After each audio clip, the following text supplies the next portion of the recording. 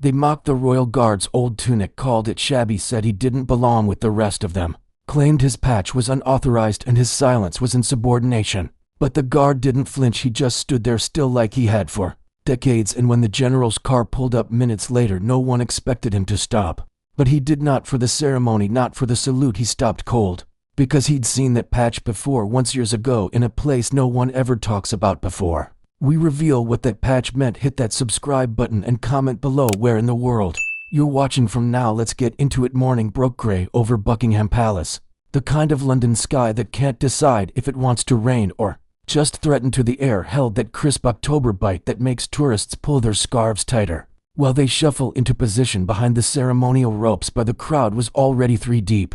Families from Germany pointing excitedly at the palace gates, their children clutching miniature Union Jack flags bought from street vendors. American tourists in matching London 2020 for sweatshirts clutched paper cups of tea from the corner vendor, steam rising in the cool air as they practiced their best British accents. Japanese visitors with cameras that cost more than most people's monthly salary waited with the infinite patience of those who understood that the perfect shot required perfect timing. French students on a school trip huddled together, their teacher explaining in rapid whispers about the historical significance of what they were witnessing. An elderly Australian couple shared a thermos of coffee, the man's veteran's cap suggesting he understood military bearing better than most. A family from Mumbai kept their young son entertained with whispered stories about brave soldiers while he stared wide-eyed at the spectacle before him. Kids pressed against the barriers, eyes wide with wonder, whispering about the tall soldiers in their brilliant red coats and massive bearskin hats. Some waved enthusiastically, convinced they could make the guards smile. Others stood in perfect stillness themselves, trying to copy the soldiers. Disciplined parents held phones ready, coaching their children on where to stand, when to smile, how to get the best angle. With the palace in the background, everyone knew the drill by now. These guards don't move, don't speak, don't even blink. But today something was different. At the far left of the ceremonial line stood Lance Corporal Malcolm Granger, 57 years old, weathered face carved from granite, shoulders that had carried more than ceremonial rifles in places most people couldn't pronounce. There was something different about the way he held himself, not the rigid perfection of parade ground training, but the relaxed alertness of someone who'd learned that survival often depends on staying calm while staying ready. His hands, visible through the regulation white gloves, showed the calluses that come from real field work. The way he breathed, slow, controlled, economical, suggested someone who'd learned to conserve energy for when it mattered most. Even his stillness was different from the younger guards. Theirs was concentrated effort, the kind that requires constant mental discipline. His was natural, automatic, the way a tree stands still in the wind. To most tourists walking past, he looked exactly like every other guard. Red tunic, white gloves, boots polished to mirror shine, rifle held at the perfect angle. But there were signs if you knew how to read them. The way his eyes swept the crowd in subtle arcs, never lingering but always assessing the slight favor he showed his left leg, suggesting an old injury that had healed but left its mark. The economy of his movements, no wasted motion, everything purposeful. Except his tunic wasn't quite the same bright crimson as the others. The red was there, sure, but it had that slightly faded quality you only get from years of actual service, real service, the kind that happens in places where uniforms get dirty and sometimes don't come home. The brass buttons were polished to regulation standard, but they'd lost that mirror gleam the younger guards maintained through careful nightly buffing. The fabric had tiny pulls and mends that spoke of campaigns and care, and if you knew where to look, really knew what you were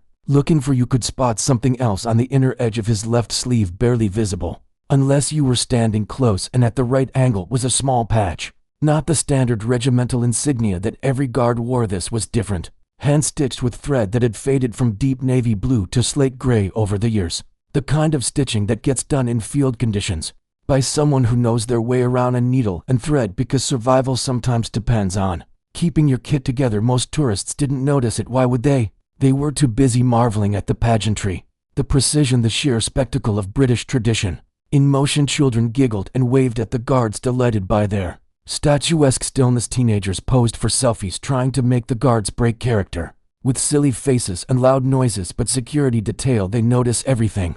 That morning word had come down through proper channels that Lieutenant General Lionel Hawthorne would be making an unscheduled walkthrough. Nothing formal, just a quick inspection to ensure everything was up to standard before some high-level diplomatic meetings later in the week. The kind of visit that makes everyone from Corporals to colonels double-check their kit and straighten their already straight posture, which is how Sergeant Miles Reton ended up standing in front of Granger with a clipboard.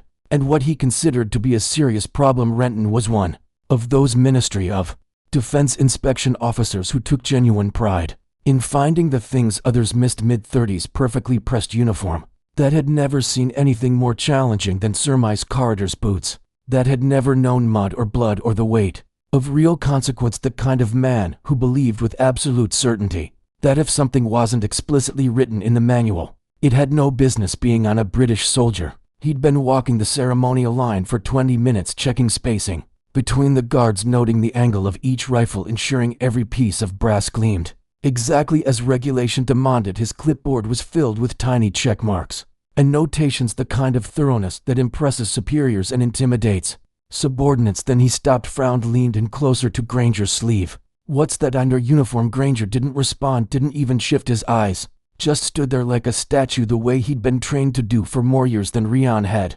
Then, breathing in uniform, "I'm speaking to you guardsmen," Renan said, his voice carrying that particular edge of authority. "Being tested. That marking on your sleeve, where did it come from?" The silence stretched between them like a taut wire. Tourists started to notice the confrontation phones coming up to record what they thought might be part of the elaborate ceremony. They'd paid to see. A group of teenagers giggled nervously, unsure whether this was entertainment or something more serious. "Is this normal?" whispered a woman with a Yorkshire accent to her husband. "Should he be getting so close?" "Don't know," came the reply. "Maybe it's part of the show." But the tension in the air suggested otherwise. Children stopped their excited chatter, sensing adult stress. They couldn't understand the usual flow of tourist conversation. The mix of languages and excited observations began to quiet as more people noticed the standoff. Rion circled Granger, slowly studying the patch like it was evidence at a crime scene. His pen clicked repeatedly, a nervous habit he'd developed during his brief stint at officer training. The sound echoed off the palace stones, sharp and irritating in the morning quiet. "I asked you a direct question," he repeated, his voice rising slightly. "That insignia isn't part of any authorized ceremonial dress code. As a serving member of Her Majesty's forces, you're required to explain any unauthorized modifications to your uniform." A businessman in an expensive suit paused on his way to work, sensing drama. A group of German tourists lowered their cameras, no longer sure what they were witnessing. The Australian veteran moved closer to the rope, his trained eye studying both men with growing interest. "This isn't right," murmured a young mother, pulling her toddler closer. "Something's not right about this." From the crowd, a woman whispered to her husband, "Why is that man bothering the guard?" Her young daughter tugged on her coat, confused by the tension in the air. "Not speaking to a superior officer." Renton's voice carried farther now, drawing more attention from the growing crowd. "That patch is unauthorized. It's a violation of Queen's regulations regarding ceremonial appearance. It needs to come off now." Granger's jaw shifted almost imperceptibly, not defiance, something deeper, something weathered, like a man who'd heard this kind of challenge before in places where paperwork mattered less than staying alive, and knew exactly what it was worth. Renan made an elaborate show of writing notes on his clipboard, the scratching of his pen audible in the morning quiet. "Right.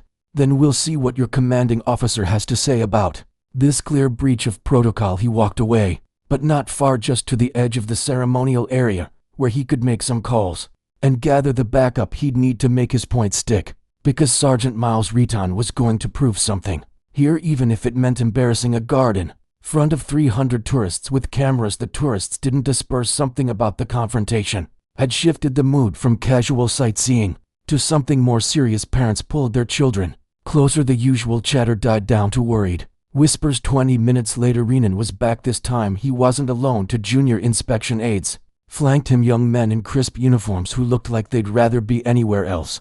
Behind them walked a protocol officer whose entire job was ensuring that everything the public saw reflected proper military standards. They moved with the kind of bureaucratic confidence that comes from having regulations on your side and superiors watching. "Now then," Reton announced as they approached, loud enough for nearby tourists to hear every word. "Let's resolve this properly." He stepped up to Granger again, this time with witnesses and the full weight of official procedure behind him. "Right, Corporal, last chance to explain that unauthorized marking. Either you tell me where it came from and why you're wearing it, or we'll have you off this post." Within the hour, the crowd had gotten noticeably quieter. This clearly wasn't part of the normal ceremony. Children stopped their excited chatter and pressed Closer to their parents, sensing adult tension they couldn't understand. Phones were still recording, but the mood had shifted from entertainment to something more serious. "I know exactly what I'm looking at here," Renan announced, speaking as much to his aides as to Granger. "Unauthorized modification of ceremonial uniform. Possible violation of multiple sections of Queen's regulations. The kind of breach that gets people dismissed from service with prejudice." One of the younger aides shifted uncomfortably, glancing between Rian and Granger. "Sir, perhaps we should check with perhaps we should follow proper procedure." Renton cut him off sharply. "That's what separates professional military service from amateur. Our regulations exist for a reason, and sentiment doesn't trump standard." The protocol officer cleared his throat nervously, but said nothing. The second aide was studying his own clipboard with the intensity of someone trying to avoid eye contact. That's when Granger spoke, his voice low and steady, eyes never moving from their fixed point ahead. "You don't know what you're looking at, Sergeant." The words hit the morning air like a stone dropping into still water. Not loud, not aggressive, just absolutely certain, spoken with the kind of quiet authority that comes from places where rank matters less than experience, and words carry the weight of consequence. Renton's face reigned. "I know exactly what I'm looking at. An old soldier who thinks his past service gives him the right to ignore current standards and make up his own rules. Some things," Granger said quietly, his voice carrying despite its softness, "aren't written in your manual, Sergeant. Everything that matters is in the manual." Rian snapped back, his composure starting to crack. "That's the entire point of having standardized procedures. Without them, we're just playing dress up." The protocol officer cleared his throat more insistently.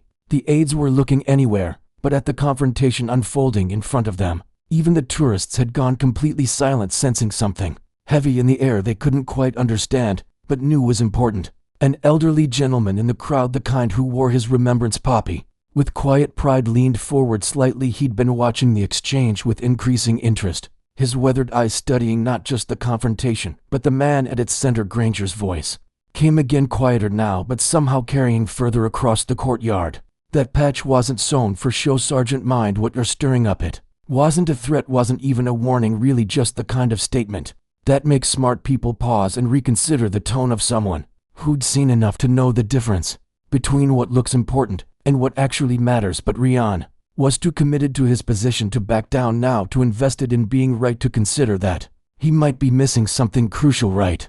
Then he said, making more aggressive notes on his clipboard, "We'll let your chain of command sort this out, but I'm recommending immediate disciplinary action. That patch comes off today, or you do." That's when they heard the car, the low distinctive purr of an engine that costs more than most people make in a year, the crisp sound of expensive tires on gravel. Every head in the crowd turned toward the palace gates as a black vehicle with government plates and tinted windows rolled to a quiet stop.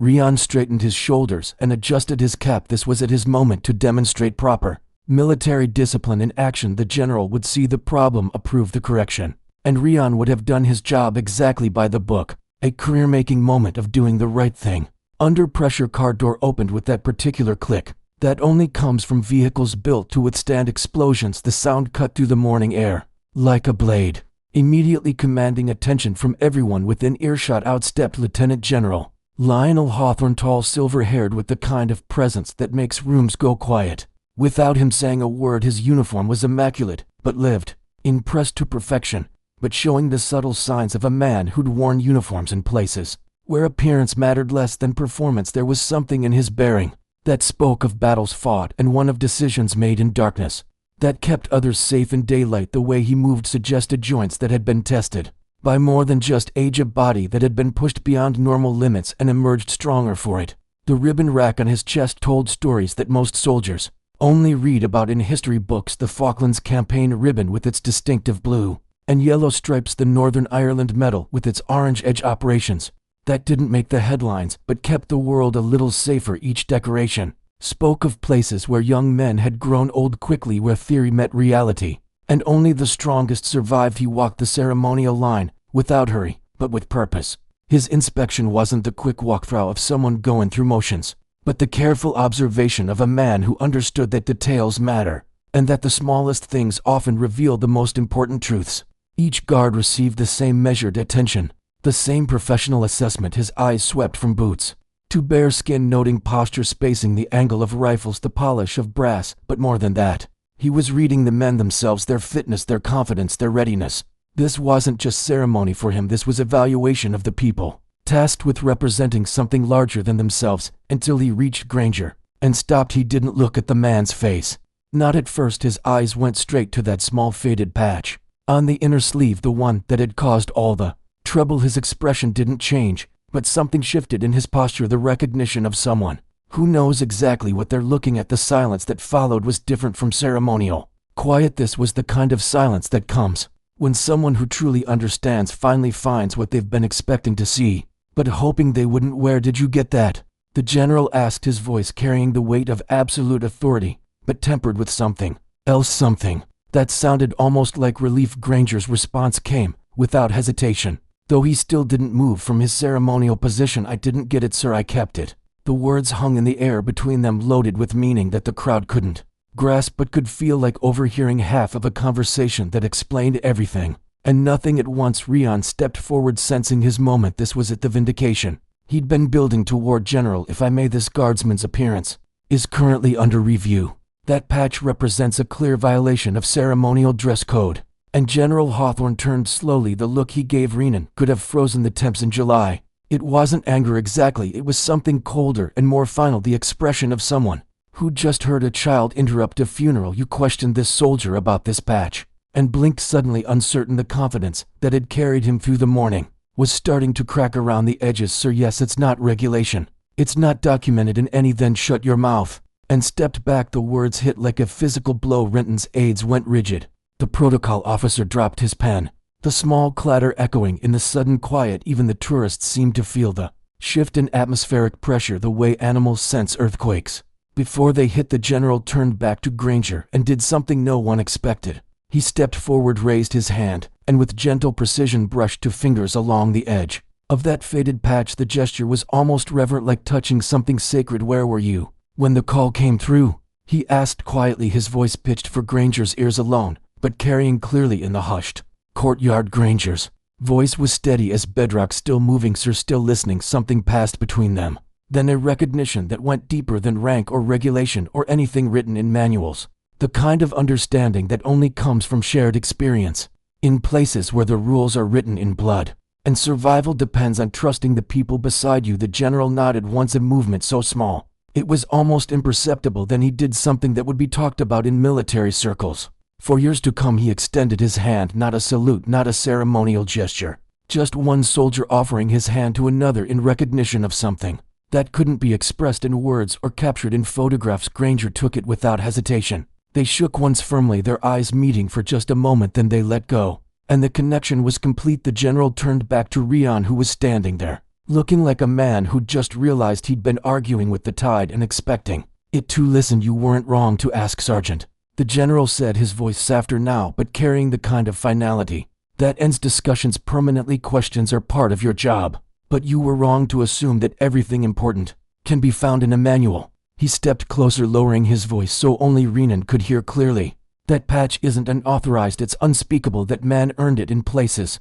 your clearance doesn't cover, doing things that kept people like you safe enough to worry about uniform regulations." The general paused, letting that sink in. "He wore it before you had your first uniform fitting, before you knew the difference between ceremony and service, before you learned that some honors aren't meant for display." He looked back at Granger, then at the crowd of tourists who had witnessed the entire exchange, without understanding a single word of its deeper meaning. "Thank you for your patience," he said to them, his voice carrying the natural authority of someone accustomed to being listened to. Then he walked back to his car, got in, and drove away without another word. The silence that followed was absolute. Renan stood frozen for several long seconds, his clipboard hanging uselessly at his side like a prop from a play that had suddenly changed scripts. The aides looked at each other, then at him, then at Granger, trying to process what they'd just witnessed and understand how everything had shifted so completely in the space of 5 minutes. One of the mod security officers, who'd been watching from a distance, approached quietly. "No paperwork on this one," he murmured to Renton. "General's direct orders, files closed." Renan just nodded, his throat too tight for words. What else could he do? He'd walked onto what he thought was solid ground and discovered it was quicksand. Everything he'd thought he understood about authority and procedure had just been revealed as surface-level knowledge in a world with depths he'd never imagined. From the crowd, a child's voice cut through the quiet like a bell. "Is he important, Daddy?" Her father looked At Granger still standing perfectly still, eyes fixed on that invisible point ahead. The mysterious patch once again hidden in the shadows of his sleeve, but somehow more present than ever. "Yes, sweetheart," the father said quietly, his voice carrying the kind of respect usually reserved for monuments and memorials. "I think he's very important." The tourists didn't leave, not right away. They stood there, phones lowered and forgotten, trying to understand what they'd witnessed. They'd come expecting pageantry and gotten something much more real, much more human, something that connected them to history in a way no museum exhibit or textbook ever could. The businessman who'd stopped to watch was still there, his morning commute forgotten. The German tourists huddled together, speaking in hushed tones about what they'd seen. The Australian veteran stood straighter, now his own military bearing unconsciously coming to attention in recognition of something he understood better than most. An elderly woman with silver hair and kind eyes stepped closer to the rope barrier. She'd been watching the whole time, with the intensity of someone who recognized something important was happening, even if she couldn't name what it was. "He's not like the others," she said to her companion, her voice carrying the authority of someone who'd lived long enough to recognize the difference between performance and presence. "He's carrying something." "They're not." Her friend, a younger woman with that particular London accent that speaks of generations rooted in the city, asked, "What do you think that patch means?" The older woman didn't answer right away. She just watched Granger standing there, not performing for the crowd, not posing for pictures, just being present in a way that suggested depths no one could fathom and weights no one else could carry. "Some stories," she finally said, her voice soft but certain, "aren't meant to be told. They're meant to be remembered, and some people are chosen to do the remembering." As the morning wore on, other guards were rotated in and out according to the precise schedule that governs such things. Fresh faces replaced tired ones, but Granger remained constant. The tourists changed, the light shifted, the shadows moved across the ancient courtyard stones, but he stayed fixed like a lighthouse in rough seas, unchanged by the chaos around him. The young guards who passed him during their rotations looked at him differently now, not because anything had changed about him. He was exactly the same as he'd always been, but because they'd seen what happened when someone who really understood tried to read the weight he carried in that faded patch and the respect it commanded from those who mattered. Renan eventually walked away, not in anger or embarrassment, but with the careful steps of someone who'd learned something important about the difference between following rules and understanding their purpose. He'd go home that night and stare at his own reflection for a long time, wondering how many other things he'd missed in his determination to measure everything against his clipboard. And as the afternoon sun found its way through London's perpetual gray clouds, it caught that small patch one more time.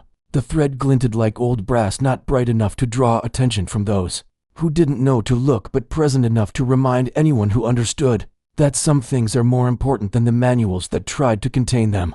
The crowd gradually thinned as the day wore on, but many of the tourists who'd witnessed the morning's events stayed longer than they'd planned. They weren't watching for movement anymore. They knew the guards wouldn't move. They were watching for something else, something they couldn't name but could feel in the quiet dignity of the man who stood apart. They were watching history stand at attention. They were watching a man who'd sewn his service into his sleeve and carried it with the kind of quiet dignity that no inspection could evaluate, no regulation could improve, and no amount of bureaucratic authority could diminish. And in the end, that was worth more than all the perfect brass and polished leather in the world. Would you have questioned the patch or trusted the man who wore it like it wasn't meant for display? What do you think that insignia represented? A classified operation that saved lives, a unit that officially never existed, or something too heavy for words to carry? If this story reminded you that real strength doesn't announce itself, smash that like button and subscribe for daily stories that show what honor really looks like when no one's keeping score. Share this with someone who understands that sometimes the most important badges are the ones nobody's supposed to see, and the deepest respect is earned in whispers, not shouts. Next story is waiting on screen right now. Another moment when silence spoke louder than any words ever could. I'll see you tomorrow, same time, with another reminder that true authority doesn't come from manuals or clipboards, but from the weight of things that can't be written down, but must never be forgotten, must never be forgotten, must never be forgotten.